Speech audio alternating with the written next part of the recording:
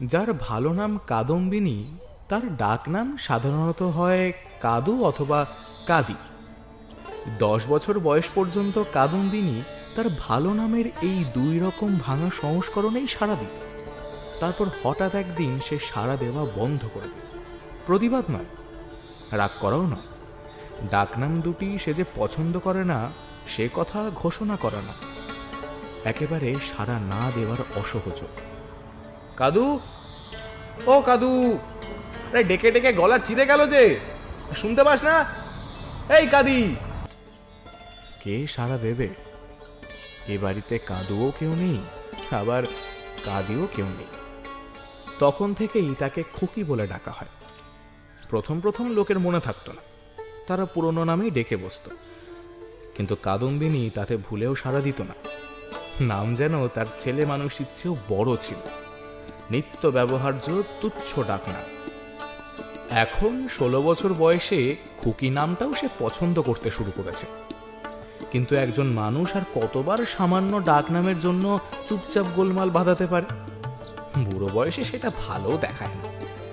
তাছাড়া এ বাড়ির বাসসাঙ্গ হতেই বা তার কতই বা দেরি। 6 মাস 1 বছরের জন্য অত হাঙ্গামা করা হাঙ্গামার অপচয়।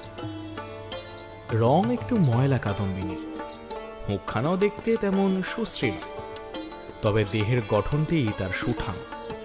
এক কথায় বোঝানো যায় না এরকম। আর মধ্যবিত্ত বাঙালির ঘরে সচরাচর চোখে পড়ে না এরকমও বটে। এটা রূপের পর্যায়ভুক্ত নয়। মেয়েদের যে রূপ ভদ্রলোকের চোখে পড়ে সেটা থাকে তাদের মুখে আর চামড়ায়, চামড়াতেই বেশি। মেয়েদের স্বাস্থ্য অনুমোদনযোগ্য, ভদ্র রকমের রোগবিহীন হৃষ্টপুষ্টতা। গঠন আর স্বাস্থ্য কিন্তু আলাদা। শরীর ভালো থাকা স্বাস্থ্য আর গঠন, সম্ভবত সেটা শরীরের বজ্জাতি, কারণ বজ্জাত লোক ছাড়া ওটা আর কারোর দ্রষ্টব্য নয়।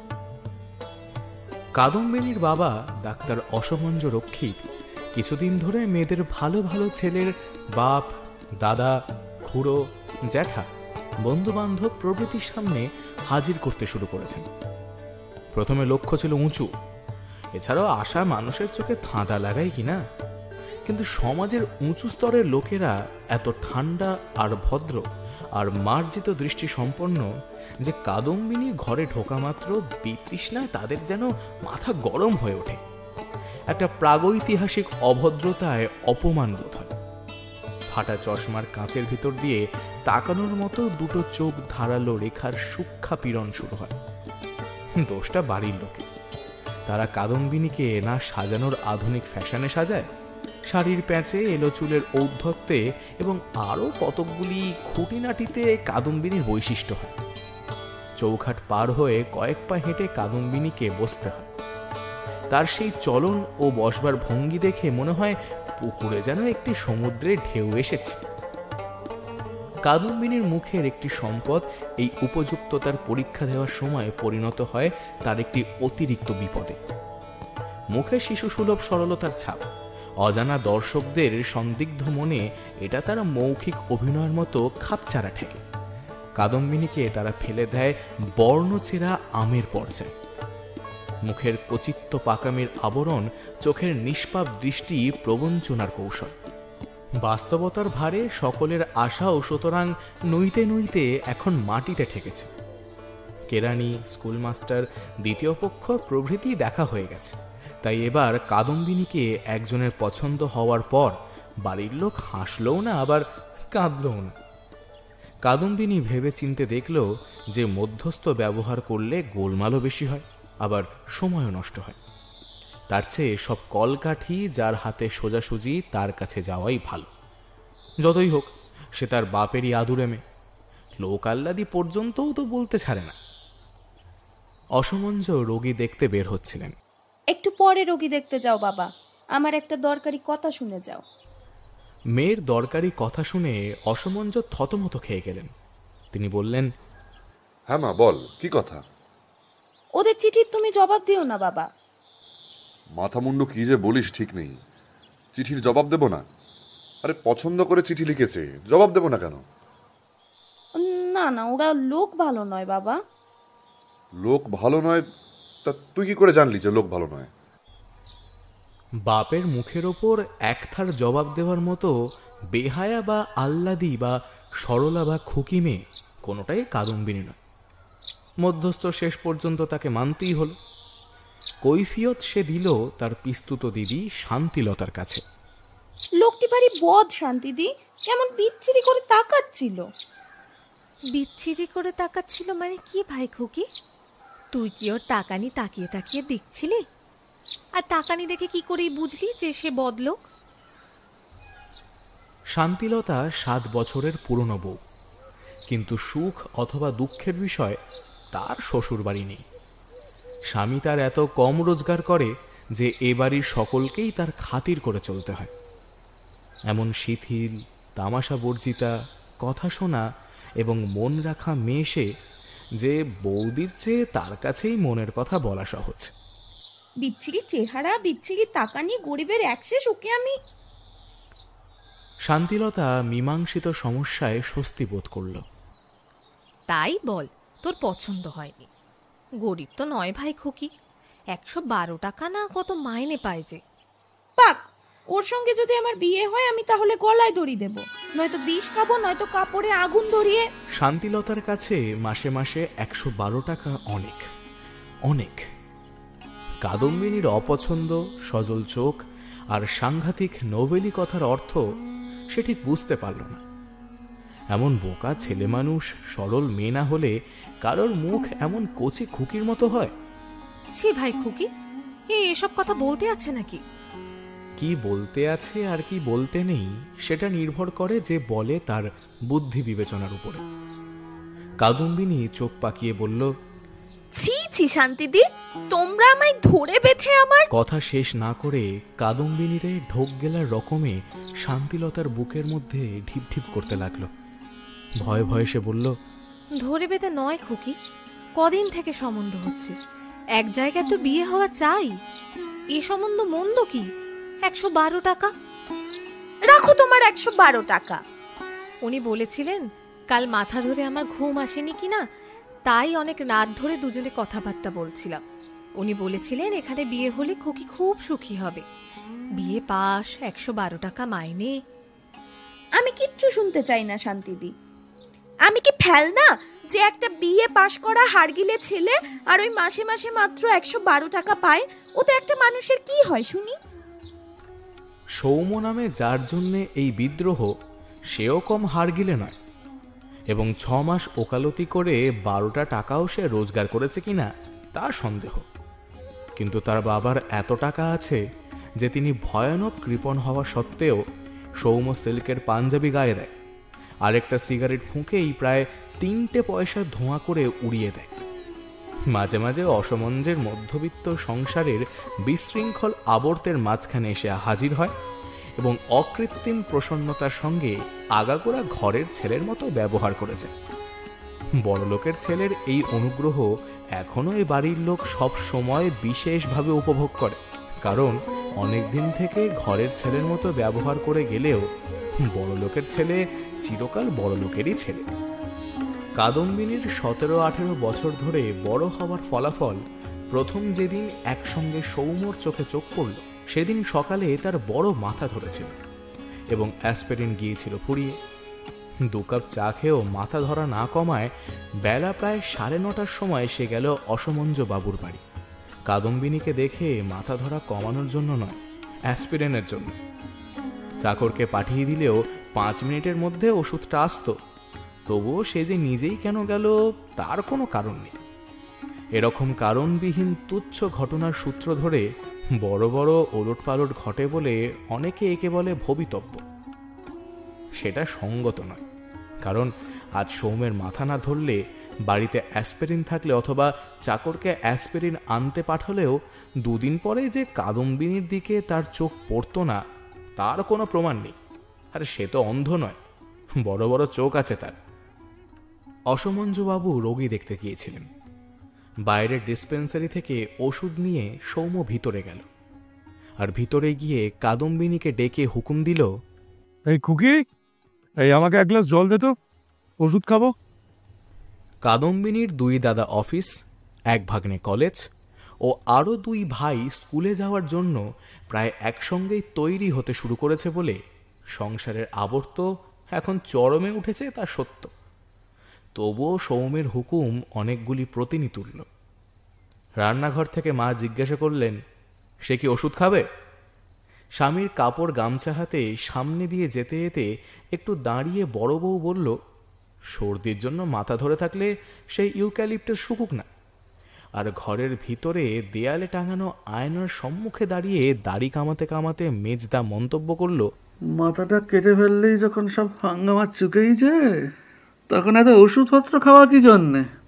কাঁচের গেলাসে জল এনে দিয়ে একটু হেসে কাদম্বিনী বলল, আবার মাথা ধরেছে? কি বিচ্ছিরি মাথাটা তোমার। এই হাসি আর মন্তব্যের সুর তার পরিচিত খেয়াল করে ঝিমানো ভাব কেটে গিয়ে সৌম্য যেন হঠাৎ সজাগ হয়ে উঠল। একটা বিশেষ বয়সেই শুধু মেয়েরা ঠোঁটের নতুন পাওয়া খেলনার মতো এই হাসিকে নিয়ে খেলা করে। নতুন শেখা গানের মতো মুখে সবসময় শোনা যায় এই কথা, এই সুর। কাদম্বিনী যে নিঃসন্দেহে বুঝতে পেরেছে যে সে একেবারে পরিপূর্ণভাবে বুড়ো ধাড়ি পাকা ঝানু মেয়ে হয়ে উঠেছে। এ জগতে তার যে আর কিছুই জানতে বুঝতে অনুভব ও কল্পনা করতে বাকি নেই, এবং এতদিন যে তার জীবনের আসল সমারোহ শুরু হয়েছে এটা তার ঘোষণা মাত্র। কাঁচা আমে প্রথম রং ধারার মতো বর্ণচোরা আম ছাড়া এই সংকেত কাদম্বিনীর ব্যক্তিগত মৌলিক সম্পত্তি নয়। এটা একটা স্বাভাবিক ঘটনা। তবুও অ্যাসপিরিনের বড়ি দুটো গিলে সৌম্য খানিকক্ষণ এমনভাবে শুধু কাদম্বিনীর মুখখানায় দেখিল যে তার হাসিটা গেল মিলিয়ে। তখন সৌম্য বিশেষ মনোযোগ সহকারে দেখতে লাগলো সম্পূর্ণ কাদম্বিনীকে। কাদম্বিনী একটু ভয় ভয় বলল, বাবা রাগ হলো নাকি? সত্যিই খুব মাথা ধরেছে? সৌম্য বলল, আরে টনটন করছে মাথাটা। আজ আর কোর্টে গিয়ে কাজ নেই তবে। একটিমাত্র নিঃশ্বাস ফেলবার অবসরটুকুর আগে ভয় এবং পরে নির্ভয় কাদম্বিনীকে কথা বলতে শুনে সৌম্যর আর কিছুই বুঝতে বাকি রইল না। একটু ভেবে সে বলল, না না, আজকে আর কোর্টে যাব না। কাদম্বিনী খুশি হয়ে বিজ্ঞতা বিসর্জন দিয়ে আবার একটু হাসল। মক্কেল আসে না একটা? কেন যে রোজ কোর্টে যাও? চুপচাপ শুয়ে থাকো খানিকক্ষণ, মাথা ধরাটা সেরে যাবে। সৌম্য হেসে বলল, সকালবেলা শোবো কি রে খুকি? আরে এই তো উঠলাম সারা রাত শুয়ে থেকে। সকালবেলা মাথা ধরাতে পারো, শুতে পারবে না? ডাক্তারের মেয়ে আমি, আমার পরামর্শ শোনো সমুদা। ওপরে গিয়ে শুয়ে থাকো, ওপরে কেউ নেই, চুপচাপ শুয়ে থাকতে পারবে। চলো তোমাকে বিছানা পেতে দিচ্ছি। চুপচাপ শুয়ে থাকার সুযোগ পাওয়ার লোভ সৌম্যর জীবনে কখনো এ বাড়িতে আসেনি। নিজের বাড়িতে এ সুযোগ তার দুর্লভ নয়। এ বাড়ির চেয়ে তার নিজের বাড়িতেই বরং লোকের ভিড় কম। লোভের ও লাভের হিসাব বাদ দিলেও এ সময় কাদম্বিনীর সঙ্গে দোতলায় গেলে অনেকেই তা লক্ষ্য করবে এবং কারণ জানতে চাইবে। ওষুধ খাওয়ার জন্য কাদম্বিনীর কাছে জল চাওয়ায় সকলের মধ্যে যে কৌতূহল জেগেছিল তা মাথা ধরার কৈফিয়তে পরিতৃপ্ত হয়েছে। 100 গজ দূরে নিজের বাড়িতে গিয়ে শোয়ার বদলে কাদম্বিনীর সঙ্গে দোতলায় শুতে যাওয়ার কৈফিয়ত হিসাবেও ওটা সকলে গ্রহণ করবে বটে, কিন্তু কে জানে কারোর মনে মৃদু একটু খুঁতখুঁতানি জাগবে কিনা, কেউ ভাববে কিনা এটা তার কাদম্বিনীকে দোতলায় নিয়ে যাওয়ার ছলনা মাত্র। এক মুহূর্ত ভেবে সৌম্য গলা নামিয়ে বলল, তুই একবার ও ঘরে যা তো, ভাড়ার ঘরে যা। কাদম্বিনী আশ্চর্য হয়ে বলল, কেন? যা বলছি শোন, যা। একটু ইতস্তত করে কাদম্বিনী ভাড়ার ঘরে চলে গেল। সব বোঝবার বয়স তার হয়েছে বটে, সৌম্যর আজকের হেয়ালি বোঝবার ক্ষমতা তার নেই। পেটমোটা কাঁচের জারের ঢাকনি খুলে এক মুঠো আচার নিয়ে সে খেতে আরম্ভ করল। বাবুমশাই তো হুকুম দিলেন এ ঘরে আসবার, এখন সে করবে কি? হাসবে না কাঁদবে? কাজের ফাঁকে বড় বউ ইতিমধ্যে সৌম্যর কাছে এসে দাঁড়িয়েছে। ভাই সৌমুঠা উঠবো? জানো কাল বিকেলে আমার যা মাথা ধরেছিল, কি আর বলবো। উনি তো ভেবেই অস্থির। এডি কোলন টোলন কত কিছু খাওয়ালেন তার ঠিক নেই। কবার হাঁচলাম রাত্রে, তাতে উনি আরও ভয় পেয়ে গেলেন। সকালে উঠেই দেখি ভীষণ সর্দি হয়েছে। ইউক্যালিপটাস শুকে শুকে তাও একটু আরাম পাচ্ছি। শুকোবে? ধরা মাথাটা নেড়ে সৌম্য বলল, না না, আমার সর্দি হয়নি। দাড়ি কামানো শেষ করে কাদম্বিনীর মেজ ভাই ভূপেন কাছে আসলো। বলল, তোরা তো মাথা ধরে কেন রে? সৌম্য বলল, কি জানি, কাল সারা রাত ঘুমোয়নি, কেমন বিশ্রী লাগছে শরীরটা। ভাবছি কোর্টে না গিয়ে চুপচাপ শুয়েই থাকি। তাই থাক, খানিকক্ষণ ঘুমোলেই হয়তো কমে যাবে। সৌম্য চিন্তিত মুখে বলল, নিজের বুদ্ধিতে অ্যাসপিরিনটা খেলাম, কিরকম যেন পড়ছে শরীরটা। জ্বর আসছে কিনা বুঝতে পারছি না। ভূপেন চিন্তিত হয়ে বলল, তবে এক কাজ কর, এখানেই শুয়ে থাক। বাবা ফিরলে বাবাকে দেখাস। তাড়াতাড়ি কামাতে গিয়ে গলাটা কতখানি কেটেছে দেখেছিস? সৌম্য বলল, টিনচার আইডিন দে, ওপরে গিয়ে শুয়ে পড়ি, কি বলিস? একটা বিছানা।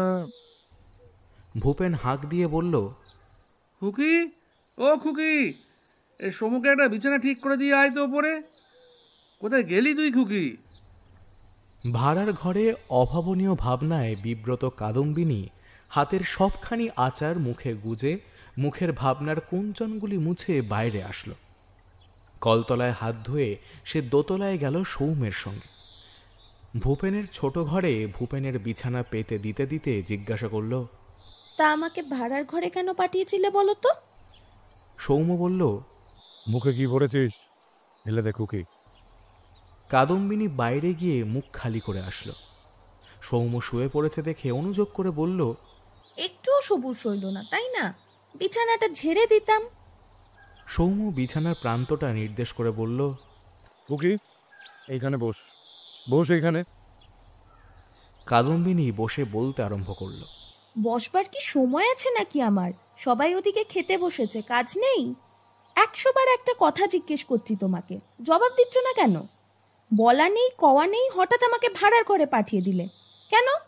আর মেজদা, বাবা রে বাবা, মেজদার কি গলা! তোমার জন্য একটা বিছানা পেতে দিতে বলবে, তাও পাড়াশুদ্ধ লোককে শুনিয়ে বলা চাই আমি যেন কালা। কাদম্বিনী ঠোঁট বেঁকিয়ে হাসল। তোকে ভাড়ার ঘরে কেন যেতে বলেছিলাম বুঝতে পারিসনি না খুকি? সত্যি কথা বলিস, যদি বুঝতে না পেরে থাকিস এক্ষুনি বাড়ি চলে যাব। কাদম্বিনী দু চোখ বড় বড় করে বলল, কি বুঝতে পারিনি? কি বলছো তুমি? এই তোমার আজ কি হয়েছে বলো তো? মাথা ধরেছে। মৃদু একটা নিঃশ্বাস ফেলে কাদম্বিনীর ডান হাতখানা নিজের কপালে রেখে সৌম্য চোখ বুঝল।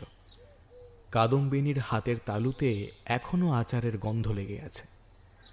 হাতে ছাড়া ছাড়া মৃদু কম্পনের আবির্ভাব ঘটা মাত্র সৌম্য তা টের পেল। এবার হাতে টান পড়বে অনুমান করে আরও জোরে সে হাতের তালু চেপে ধরল কপালে। কিন্তু দেখা গেল টানাটানি কাদম্বিনী পছন্দ করে না। মাথা টিপে দেব? না। আমি তবে নিচে যাই, মা ডাকছে। সৌম্য তা জানে, চিরকাল মাই সকলকে ডেকে থাকে। কাদম্বিনী উঠে দাঁড়ানোয় তার আচারের গন্ধমাখা হাতটি সৌম্যর ছেড়ে দিতে হলো। চোখ মেলে সে দেখতে পেল কাঁচা আমের প্রথম রং ধরার মতো মৃদু একটু রঙের আভাস কাদম্বিনীর মুখে দেখা দিয়েছে, এবং জগতের সেরা অভিনেত্রীর মতো সে নিজেই যেন পরিণত হয়ে গিয়েছে নির্বাক বিস্ময় ও প্রশ্নে। তবে অভিনয় নয় বলে এরকম যে হয়েছে এমনভাবে যে দেখিলে মায়া হয়।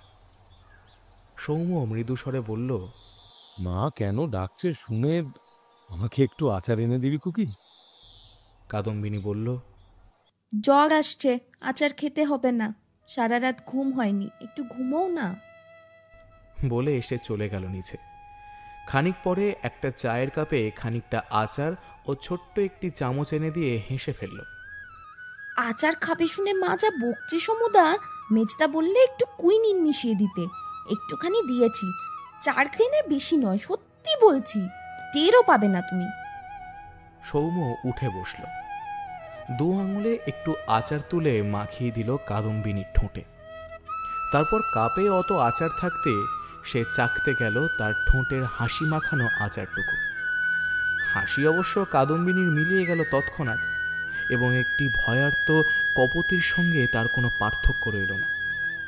কিন্তু কি করবে সে তো ছেলে মানুষ, আর সৌম্য তার কাছে চিরদিন দেবতার সমান। তাছাড়া তার জন্য বর খোঁজ হচ্ছে, আর সৌম্য যদি তাকে বিবাহ করা ঠিক করে থাকে তাহলে সে তো ভালোই, তা সুখের কথা। সৌম্যের সঙ্গে একা একা সিনেমায় যেতে তখন আর কোনো বাধাই থাকবে না। দিন রাত যত খুশি গল্প করতে পারবে সৌম্যের সঙ্গে। কাদম্বিনীর চোখে জল এসে পড়ল।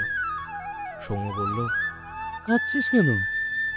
কাদম্বিনী চোখ মুছে অস্ফুট স্বরে বলল, ওই কাচ্ছি না তো।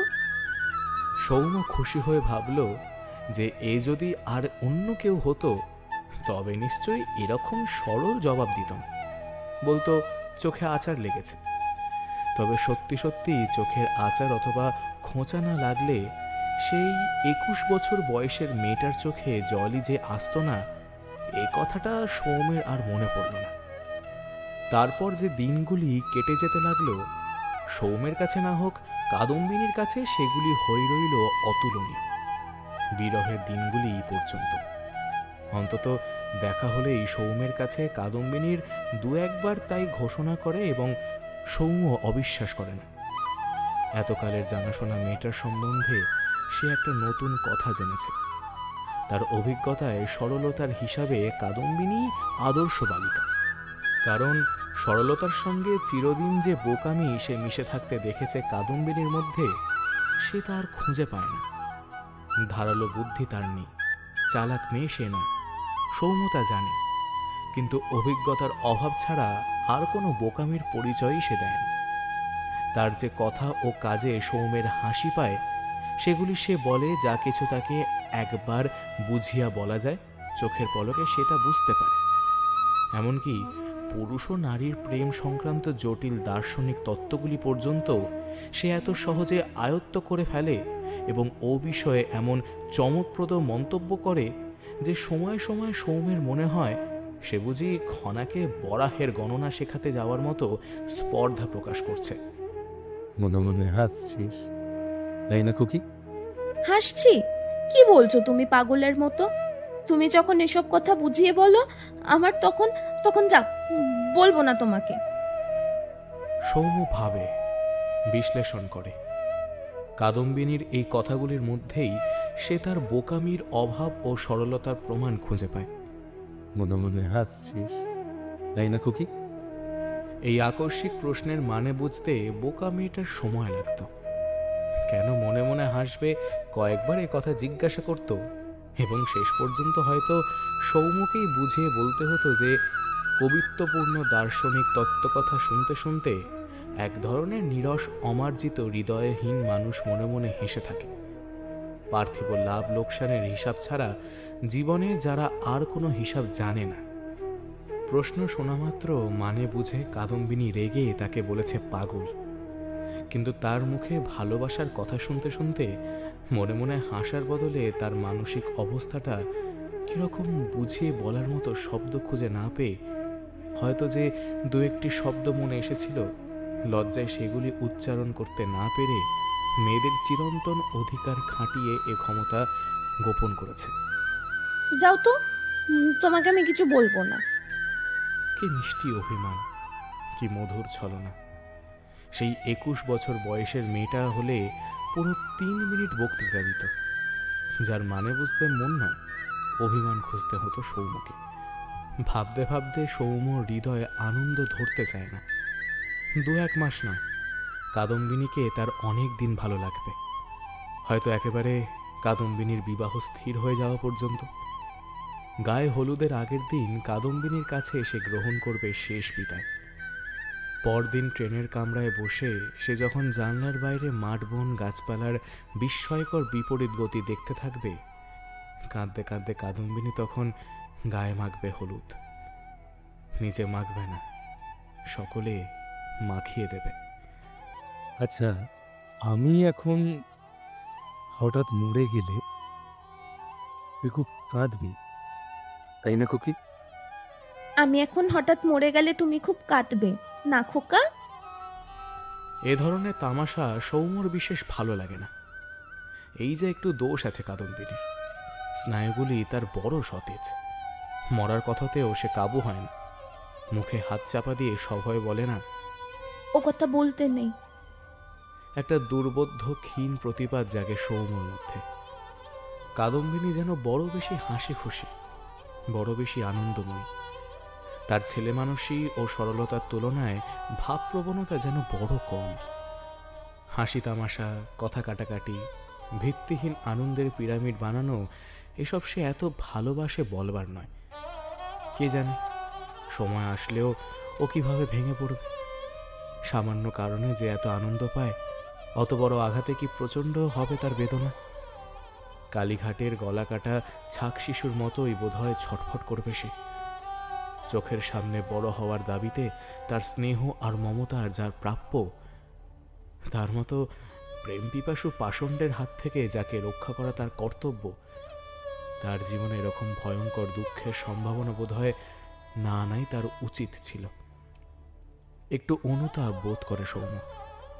কাছাকাছি কাদম্বিনীর বড় বড় উজ্জ্বল দুটি চোখের দিকে চেয়ে সব মেয়ের মতো ওকেও সে নিবিড় জোরালো মমতার সঙ্গে ভালোবাসে। এইরকম স্বভাব সৌম্যর, এইরকম বাধ্য তার কোমল হৃদয়ের কোমলতর প্রেম। মনে আবেগ আসিবা মাত্র হৃদয় প্রেমের বন্যা দেখা দেয়। আবেগটা বাদ দিয়ে প্রেমের বন্যায় ভাটা ফেলে। ভালোবাসাটা চিরস্থায়ী করবার সময় কাদম্বিনীকে আর যে তার ভালো লাগবে না, এমনকি কাঁচা আমের কচি শাঁসটুকুর মতো তিতই হয়তো লাগবে, সে কথা সৌম্যরা মনে থাকে না। আদরে আদরে কাদম্বিনী সে শ্বাসরুদ্ধ করে দেয়। তবুও কাদম্বিনী মরে না। শ্বাসরুদ্ধ হওয়া সত্ত্বেও আনন্দে গদগদ হয়ে বেঁচে থাকে।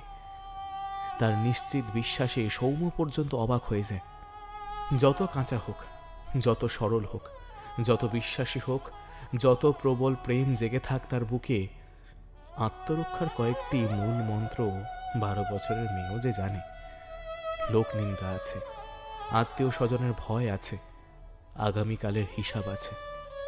গোপনে গোপনে ভাঙা ভাঙা ছেলে খেলাকে প্রকাশ্য ও একটানা লীলা খেলায় পরিণত করার স্বাভাবিক ইচ্ছা আছে। আরও আছে কত কিছু। কাদম্বিনী যেন এই সমস্তের ধার ধারে না। সৌম্য যা বলবে, যা করবে তাই সই। ফলাফলের দায়িত্বটা যে অন্তত সৌম্যর থাকা উচিত, এ দাবিও যেন সে করবে না। 3 তলার ছাদ থেকে নিজের ইচ্ছায় উঠোনে ঝাঁপিয়ে পড়ার মতো তার আত্মসমর্পণের হিসাব নেই, বিবেচনা নেই, না মরবার ইচ্ছা নেই, মরণের আতঙ্ক পর্যন্ত নেই। যেন তার ঝাঁপ দেওয়ার কথা, সে ঝাঁপ দিয়েছে। সৌম্যকে সে ভালোবাসে, ব্যাস সেইখানেই সব হিসাব নিকাশের ইতি। তারপর আর কিছু নেই। 18 বছর সংসারে বেঁচে থাকার পর এই জিনিসটা কোনো মেয়ের মধ্যে থাকা অবিশ্বাস্য, অবাস্তব এবং অসম্ভব। এদেরও যে নরকে দেওয়া চলে না তা নয়, কিন্তু প্রথমে যাত্রা করতে হয় স্বর্গের দিকে। সত্যের আবরণে অনেক মিথ্যাকে সামনে ধরতে হয়, অনেক ভুলিয়ে ভুল করাকে করে তুলতে হয় জীবনের সর্বশ্রেষ্ঠ কর্তব্যের মতো গ্রহণীয়। বাস্তবতার তুলি দিয়ে সমস্ত ভবিষ্যৎকে কল্পনার রঙে রাঙিয়ে করতে হয়। তপস্যার সিদ্ধি লাভের পরবর্তী জীবনের মতো লোভনীয় করতে হয়। আর প্রতিজ্ঞার পর প্রতিজ্ঞা করে দিতে হয় আশ্বাস, জাগাতে হয় বিশ্বাস। 28 বছর সংসারে বেঁচে থাকার পর সৌম্য এ জ্ঞান সঞ্চয় করেছে। এর মধ্যে ফাঁকি থাকা সম্ভব নয়, কিন্তু কাদম্বিনী যেন তার হাতে একখানা শিশুপাঠ্য রূপকথার বই তুলে দিয়েছে। খবরের কাগজে পড়া বিদ্যায় যা বোঝা যায় না, দিনের পর দিন কাদম্বিনী যেন তাকে বুঝিয়ে দিয়ে চলেছে সেটি, যে যেমন দিয়া সে সংগ্রহ করেছে, তার মনস্তত্ত্বের জ্ঞান, সে মনটাও সেই ঈশ্বরের সৃষ্টি। তার চেয়ে যিনি ঢের বেশি চালাক, এবং বর্তমানের 150 কোটি খানেক মন ছাড়াও তিনি অতীতের অগন্তি মন তিনি সৃষ্টি করেছিলেন। ভবিষ্যতের অগন্তি মনগুলো সৃষ্টি করবেন। মন দিয়ে মন জানার কাজটা অত সহজ নয়। সৌম্য বলে, আমি কিরকম খারাপ লোক জানিস খুকি? কাদম্বিনী বলে, জানি। কি করে জানলি? ও সব আমরা জানতে পারি, কচি খুকি তো আর নই আমি। কাদম্বিনী হাসে। তার সহজ আত্মবিশ্বাস ও গর্ব দেখে সত্যি সত্যি মনে হয় কচি খুকি বোধহয় সে নয়। জয় যেন সেই করেছে সৌম্যকে, এবং সৌম্য যে তার কাছে ধরা দেবে এ বিষয়ে কোনোদিন তার এতটুকু সন্দেহ ছিল না। আশ্বস্ত হয়ে মনে মনে সৌম্য একটু হাসে। এইরকম মনে করে মেয়েরা, মনে করে কিছু না করেও তারাই করেছে সব। সৌম্যদের বুকে ভালোবাসা জাগিয়েছে তারা, সৌম্যদের আপন করেছে তারা, সৌম্যদের মাথা খারাপ করে দিয়েছে তারা।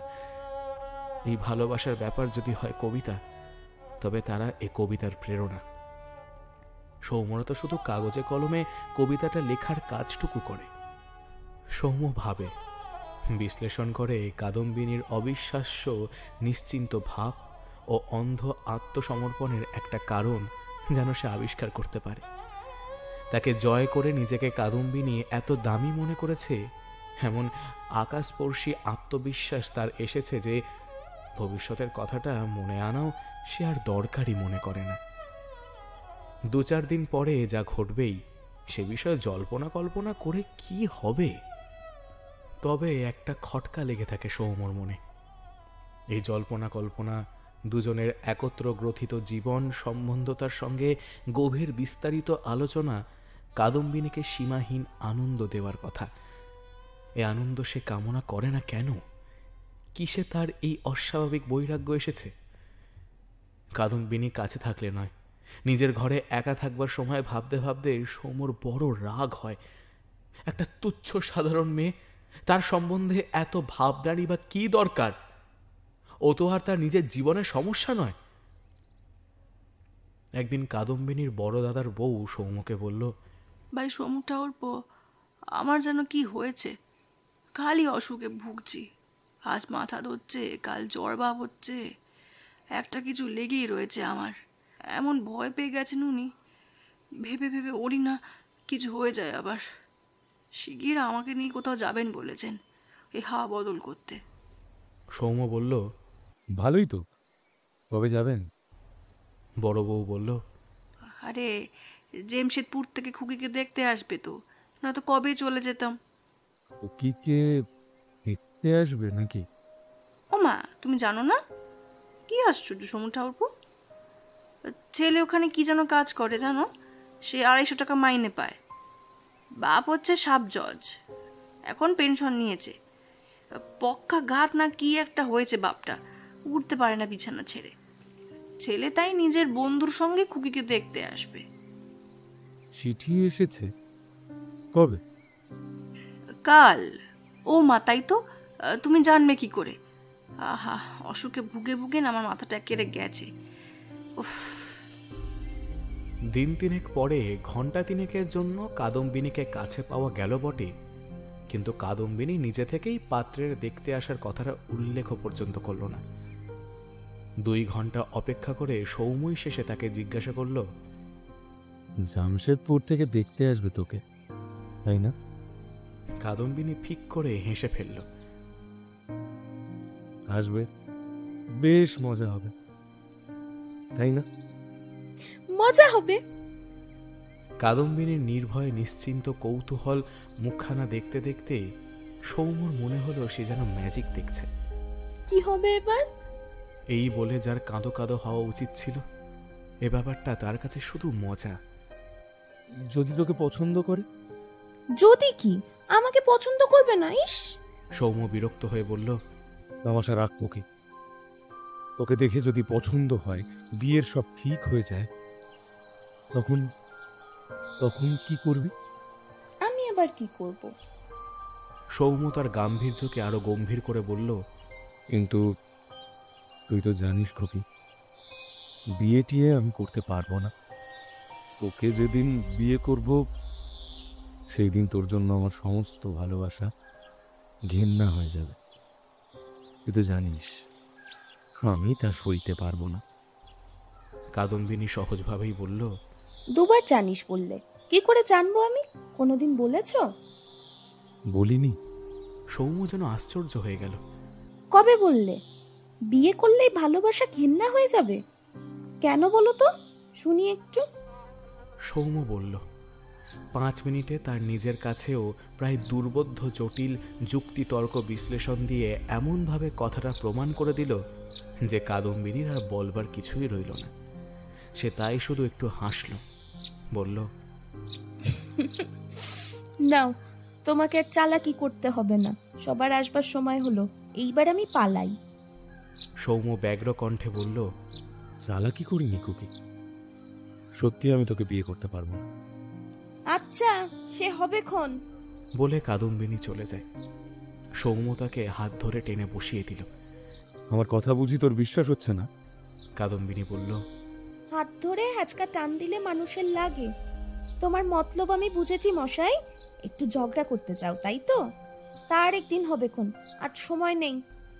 সৌম্য বলল, তুই বড় ছেলে মানুষ রে খুকি, বড় বোকা তুই। কিন্তু তোকে আমি বলে রাখছি, পরে যে আমায় দোষ দিবি তা কিন্তু হবে না।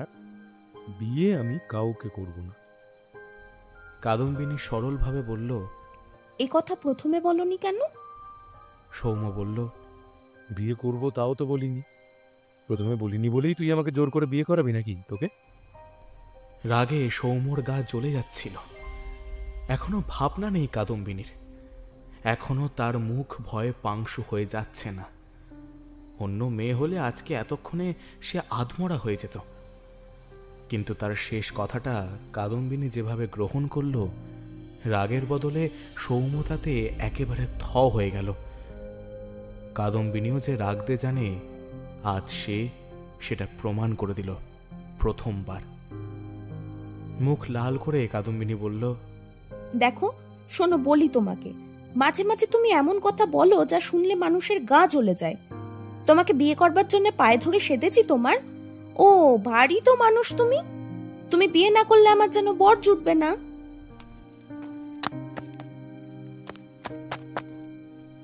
কাদম্বিনীতে চলে গেল গটগট করে। বিছানায় চিত হয়ে শুয়ে সৌম্য অনেকক্ষণ থ হয়ে রইল। কাদম্বিনীর রাগটা আশ্চর্য নয়, কিন্তু এমন রাগ যে মেয়েটার, আজ পর্যন্ত সে একদিনও রাগ করেনি। তাছাড়া কান্নাবিহীন, অভিমানবিহীন এমন কোনদেশী রাগ ছেলে মানুষ মেয়েটার। কথাগুলি শেষ করেও তো অন্তত একটু তার কাঁদা উচিত ছিল। এ যেন সেই 21 বছর বয়সের মেয়েটার রাগ, শুধু রাগ, নিছক অবিমিশ্র রাগ। এক ফোঁটা অনুরাগও যেন কারোর জন্য তার নেই।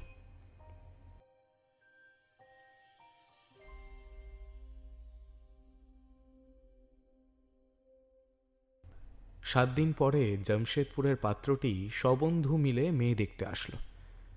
পাত্রের মেয়ে পছন্দ হলে মামা এসে আরেকবার দেখে যাবে, তারপর হবে পাকা কথা। এই 7 দিনের মধ্যে সৌম্য শুধু একদিন কিছুক্ষণের জন্য অসমঞ্জ বাবুর বাড়ি গিয়েছিল। এক ফাঁকে কাদম্বিনীকে জিজ্ঞাসা করেছিল, আচ্ছা, সেদিন হঠাৎ এত রেগে গেলি কেন রে খুকি? কাদম্বিনী হেসে বলেছিল, রাগ হয়েছিল তাই। পরশু তোকে দেখতে আসবে, তাই না? হ্যাঁ, খুব হিংসে হচ্ছে নাকি তোমার? বাবাকে বলো না গিয়ে, এক্ষুনি বাবা ওদের টেলিগ্রাম করে আসতে বারণ করে দেবে। সৌম্য ম্লান মুখে বলেছিল, সত্যি হিংসে হচ্ছে, কিন্তু জানিস তো, বিয়ে আমি কোনোদিন করবো না। কাদম্বিনী বলল, তা না করলে আমাকে কিন্তু দোষ দিও না শেষে। ওদের দেখতে আসা বন্ধ করার উপায় বলে দিলাম। পাকা মেয়ের কত কথা।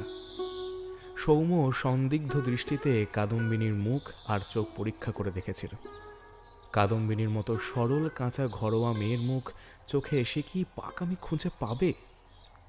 তারপর সৌম্য বড় বউকে একটা কথা জিজ্ঞাসা করেছিল। বলছি, কদিন থেকে খুকির কি হয়েছে বলুন তো বৌদি? সবসময় মুখ ম্লান করে থাকে কেন বলুন তো? বড় বউ বলেছিল, কই, আমি তো মুখ ম্লান করে থাকতে দেখিনি ভাই সমুটা অল্প। অবশ্য দেখবো কি, নিজের অসুখ নিয়ে নিজেই যা মরছি, সব সময় বিব্রত হয়ে থাকি। বেশ হাসি খুশি তো দেখি ভাই সমু ঠাকুরপো। 3টি বন্ধুর সঙ্গে ছেলে মেয়ে দেখতে আসলো বিকেলের দিকে। গায়ে একটা হালকা সিল্কের পাঞ্জাবি চাপিয়ে প্রসাধনের সময় মুখে ক্রিম মাখার মতো একটা হালকা অবহেলার মতো ভাব মুখে ফুটিয়ে রেখে সৌম্য তার আগেই এ বাড়িতে হাজির হয়েছিল।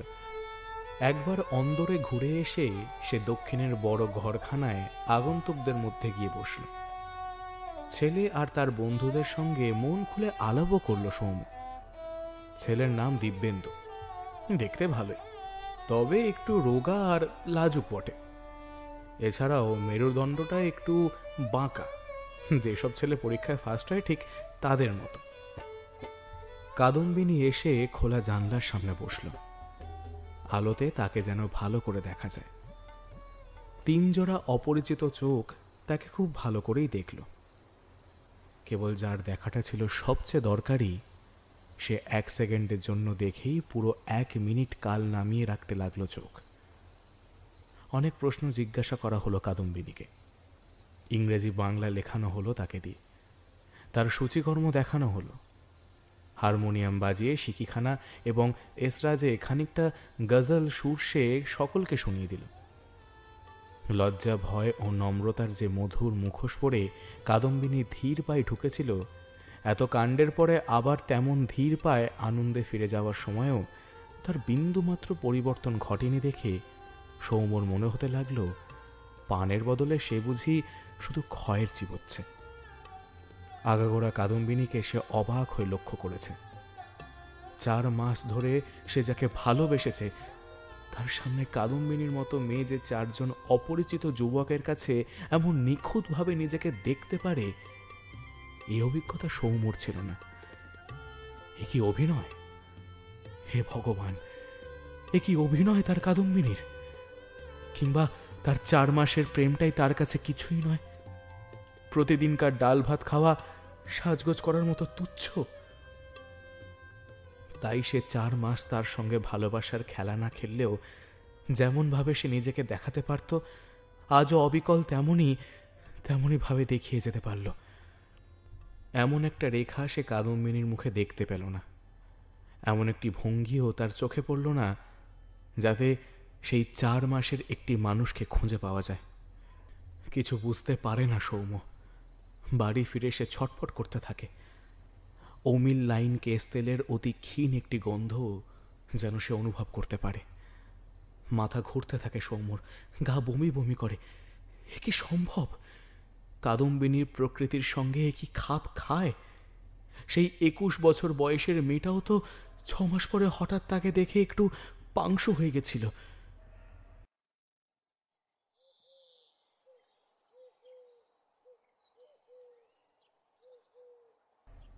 পরদিন সকালে সৌম্য কাদম্বিনীকে বলে আসলো, বলছি আজ দুপুরে সেখানে একবার যেতে পারবি খুকি? খুব পারবো। কটার সময়? 1টার সময় যাস? প্রতিবেশীর বাড়ি যাওয়ার নাম করে কাদম্বিনী বেলা 1টার সময় এসে দাঁড়ালো তাদের বাড়ির সামনের পথটার মোড়ে ট্যাক্সি স্ট্যান্ডের কাছে। সৌম্য অপেক্ষা করছিল। একটা ট্যাক্সি ভাড়া করে দুজনে তাদের হোটেলের ঘরখানায় হাজির হলো অল্পক্ষণের মধ্যেই। সমস্ত পথ সৌম্য একটি কথাও বলেনি। কিছুক্ষণ বকবক করে কাদম্বিনীও শেষে চুপ করে গেছে। ঘরে ঢুকেই সৌম্য শটান বিছানায় শুয়ে পড়ল। কাদম্বিনী তাকে প্রশ্ন করল, তোমার শরীর এখন কেমন? কাদম্বিনীর প্রশ্নের জবাবে সে বলল, তুই আমাকে ভালোবাসিস না খুকি? কাদম্বিনী বলল, তা তো তুমি বলবেই। আগের বার বাড়িতে বলে এসেছিলাম উষাদের বাড়ি যাচ্ছি। একটু পরেই মা জিকে পাঠিয়ে দিয়েছিল আমায় ডাকতে। সারা দুপুর বাইরে কাটিয়ে বাড়িতে কৈফিয়ত দেওয়ার মজা মেয়ে হলেই বুঝতে। তুই বুঝি ভাবিস বাড়ির লোকের রাগ, লোকলজ্জা এসব গ্রাহ্য না করলেই ভালোবাসা প্রমাণ হয়ে যায়? আমি ভালোবাসার কিছু জানি না, হলো? সৌম্য হতাশভাবে বলল, আমার সঙ্গে ছাড়াছাড়ি হবে বলে তোর এতটুকুও কষ্ট হচ্ছে না? কাদম্বিনী সহজভাবে বলল, আমি বলেছি ছাড়াছাড়ি হতে? কিন্তু তোর বিয়ে হয়ে গেলে? আমি বলেছি বিয়ে হোক। তারপর দুজনেই চুপ করে রইল অল্পক্ষণের জন্য। হঠাৎ কাদম্বিনী কাঁদো কাঁদো হয়ে বলল, তুমি কিচ্ছু বোঝো না। আমি কি করব? হ্যাঁ, আমার কি করার আছে? তোমার কথা শুনতে হয় তুমি যা বলো করি, বাড়ির লোকের কথা শুনতে হয় তারা যা বলে করি। কান্না, চেপে রাখা কান্না এতদিনে বের হয়ে এসেছে অবশেষে। কাদম্বিনীর আকস্মিক উত্তেজনায় সৌম্য উঠে বসল। কাদম্বিনীর হাত চেপে ধরে বলল, কিন্তু লোকের কথা শুনে তো আর সুখ দুঃখ যায় না খুকি। তোর মনে কষ্ট হলে তো বাড়ির লোকের হুকুমে সেটা উবেও যায় না, তাই না? কাঁদো কাঁদো ভাবটা কাদম্বিনীর উবে গেল। চোখ মিটমিট করতে করতে সে বলল, কি বলছো? কিছুই বুঝতে পারছি না। আমার কষ্ট হলে বাড়ির লোকে কি করবে? তারপর হঠাৎ কাঁদো কাঁদো হওয়ার মতো হঠাৎ হেসে কাদম্বিনী বলল, তোমার কি হয়েছে জানো? মাথা ধরে ধরে মাথাটা খারাপ হয়ে গেছে। এবার সৌম্য অনেকক্ষণ চুপচাপ চিত হয়ে শুয়ে রইল। কপালে কাদম্বিনীর হাতে স্পর্শ অনুভব করার পর ক্লান্ত স্বরে বলল, তোর সঙ্গে আমার এই শেষ দেখা রে খুকি। কেন? তোর বিয়ের সব ঠিকঠাক হচ্ছে, আর আমার সঙ্গে মেলামেশা করা তোর উচিত হবে না। আজকেই আমাদের মধ্যে সব শেষ হয়ে যা কেমন? সৌম্য এতক্ষণ চোখ বুজেছিল। কথাটা বলে কাদম্বিনীর মুখের ভাব দেখবার জন্য সে চোখ মেলল। অল্পক্ষণের জন্য তার মনে হলো কাদম্বিনীর মুখের চামড়াটা যেন টান হয়ে চকচক করছে। কিন্তু একটু ভেবে কাদম্বিনী যখন কথা বলল, তখন সে বুঝতে পারল এটা তার কল্পনা অথবা আলোর কারসাজি। আমি কি বলবো বলো? আমি তো বলেছি তুমি যা বলবে তাই হবে, কিন্তু শেষ দিনটা তাহলে মুখ ভার করে থেকো না, হেসে কথা বললো একটু। সৌম্য উঠে বসল। জুতোয় পা ঢুকিয়ে ফিতে লাগাতে লাগাতে বলল, হ্যাঁ চল বাড়ি যাই। উদ্ভ্রান্ত মনের এলোমেলো চিন্তার মধ্যে থেকে সৌম্য ক্রমে ক্রমে একটা প্রকাণ্ড তত্ত্ব কথা আবিষ্কার করল। এ জগতের নিয়ম নেই, শৃঙ্খলা নেই, সমস্ত এখানে আবোল তাবোল। সেই জন্যই একটু যাদের বুদ্ধি আছে তারা বলে থাকে ব্যতিক্রম নিয়মকে প্রমাণ করে। আসলে এ কথাটাও এক পেশে সত্য। নিয়মটা নিয়ম না, ব্যতিক্রমটা নিয়ম। কে তা বলতে পারে? 10 বার নিয়ম আর একবার ব্যতিক্রমের দেখা পেলে নিয়মটাকে মানুষ নিয়ম বলে, কিন্তু 10 বার ব্যতিক্রম আর একবার নিয়মের দেখা পেলে মানুষ তো ব্যতিক্রমটাকেই নিয়ম বলতো। এই ভীষণ জটিল তত্ত্বটা আবিষ্কার করার পর সৌম্য কিছুক্ষণ গভীর তৃপ্ত বোধ করে। অনেক বায়না করার পর চকচকে খেলনা পেলে ছোট ছেলে যেমন সজল চোখে আহ্লাদে গদগদ হয়, এই দুশ্চিন্তাটি আয়ত্ত করার পর সৌম্যর আহত মনে তেমনি সঞ্চার হতো আনন্দের। সেই 21 বছরের মেয়েটা যদি চুলোয় গিয়ে থাকে, কাদম্বিনীও চুলোয় যাক। কোর্টে গিয়ে একটা পেটি কেসে মক্কেলের পক্ষ সমর্থন করে সে এমন বক্তৃতা জুড়ে দেয় যে 3 বার সংক্ষেপে তার বক্তৃতা শেষ করতে বলে হাকিম তার মক্কেলের 7 টাকা জরিমানা করে দেন। এদিকে একদিন জামশেদপুরবাসী দিব্যেন্দুর মামা এসে কাদম্বিনীকে দেখে পছন্দ করে যান এবং দেখতে দেখতে কথাবার্তা পাকা হয়ে বিয়ের দিন ঠিক হয়ে যায়। তখন একদিন সৌম্য কাদম্বিনীকে দেখতে পায়। অপরাহ্ন বলে বড় বউ তাকে দেয় খাবার আর কাদম্বিনীকে করে দেয় চা। বড় বউ জিজ্ঞাসা করে, ওমা ভাই সমু ঠাউরপো, একদিন আসনি যে? কাদম্বিনী মুচকি হেসে তামাশা করে বলে, মাথা ধরার জন্য বোধহয়। বড় বউ বলে, একটু রোগাই যেন তোমাকে দেখছি গো, সত্যি। অসুখ বিসুখের কথা শোনোনি? আমি তো এদিকে অসুখে ভুগে ভুগে মরতে বসেছি ভাই সমু ঠাউরপো।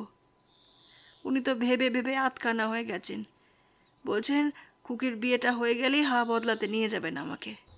কাদম্বিনী বলে, বসো বসো, পালিয়ে যেও না, একটা নতুন আচার করেছি, তোমাকে চেখে দেখতে হবে কিন্তু। ওপরে বাবাকে খাবার দিয়ে এক্ষুনি আসছি। এক হাতে খাবারের প্লেট আর অন্য হাতে জলের গ্লাস নিয়ে কাদম্বিনীকে সিঁড়ি দিয়ে ওপরে উঠতে দেখে সৌম্যর স্বাদ হয় তার খাবারের প্লেট, জলের গ্লাস, চায়ের কাপ আর দেয়াল ভেঙে খান কয়েক ইঁট মেয়েটাকে ছুঁড়ে মারে। তবুও সে বড় বউকে জিজ্ঞাসা করে, আচ্ছা বৌদি, ফকির নাকি বর পছন্দ হয়নি, লুকিয়ে লুকিয়ে কাঁদে। বড় বউ বলে, কই না তো, কাঁদে না তো। আমি কখনো দেখিনি ভাই সমু ঠাউর বউকে কাঁদতে। দেখবো কি, যা ভোগাটাই না ভুগছি অসুখে। কিন্তু বর খুকির পছন্দ হয়েছে, ও বাড়ির উষার কাছে নাকি বলেছে। কাদম্বিনী নিচে নেমে সৌমকে খানিকটা আচার এনে দেয়। নিজেও পরম তৃপ্তির সঙ্গে এক মুঠো আচার চাখতে আরম্ভ করে। সৌম হঠাৎ উঠে দাঁড়ায়, তারপর বলে, তোর বাবার সঙ্গে একটা দরকারি কথা আছে রে খুকি, আগে বলে আসি, তারপর তোর আচার আমি চাখবো। কি কথা বলবে তুমি? সে তো তোর জানার কোনো দরকার নেই খুকি। এই বলে সে গটগট করে সিঁড়ি দিয়ে উপরে উঠে গেল। গিয়ে দরজার বাইরে থেকে অসমঞ্জবাবুকে বলল, ভেতরে আসবো ডাক্তার কাকা? এই মুহূর্তে সৌমর আসার কারণ বুঝতে না পেরে হালকা হেসে তিনি বললেন, ও কি বাবা সৌম, তা আবার মাথাটা ধরেছে বুঝি? এসো এসো, ভেতরে এসো, ভেতরে এসো। না না কাকা, মাথা ধরেনি। তবে কাঁদো কাঁদো হয়ে সৌম বলল, হ্যাঁ মানে খুকির বিয়েটা এখানে দেবেন না কাকা, পাত্র ভালো নয়। আর এইবার অসমঞ্জবাবু সবটা বুঝতে পারলেন। তার আদরের মেয়ের বিয়ে নিয়ে আপত্তির কারণ তিনি এবার বুঝতে পারলেন। সৌমকে তার অপছন্দ ছিল না, তবে তাকে সে কথা বুঝতে না দিয়ে হাসি চেপে রেখে তিনি বললেন, তুমি এখন বাড়ি যাও বাবা, আমরা আরো ভালোভাবে খোঁজ নেব। আর বিকেলে তোমার বাবাকে একবার পাঠিয়ে দিও তোমার কাছে, তার সঙ্গে পাত্র নিয়ে কিছু পরামর্শ করতে হবে দেখছি।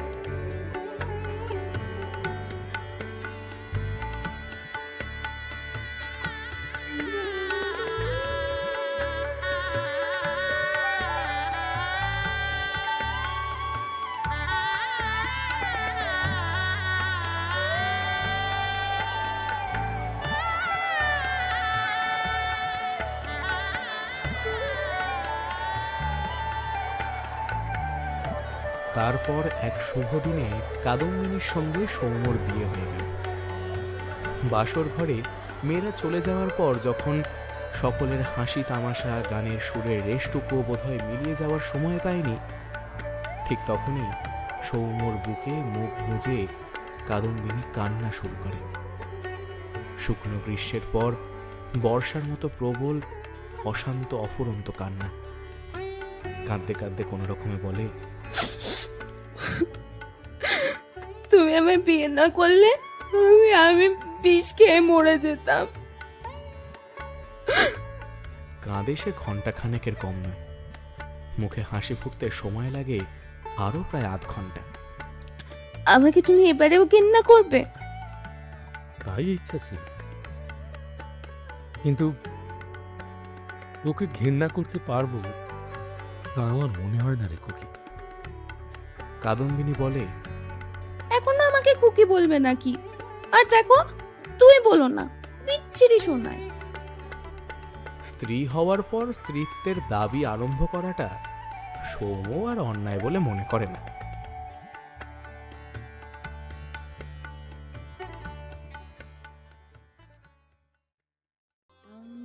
তোমার সঙ্গে বেঁধেছি আমার প্রাণ, সুরের বাঁধনে তুমি জানো না আমি তোমারে পেয়েছি অজানা সাধনে, আমি তোমার সঙ্গে বেঁধেছি আমার প্রাণ, সুরের বাঁধনে।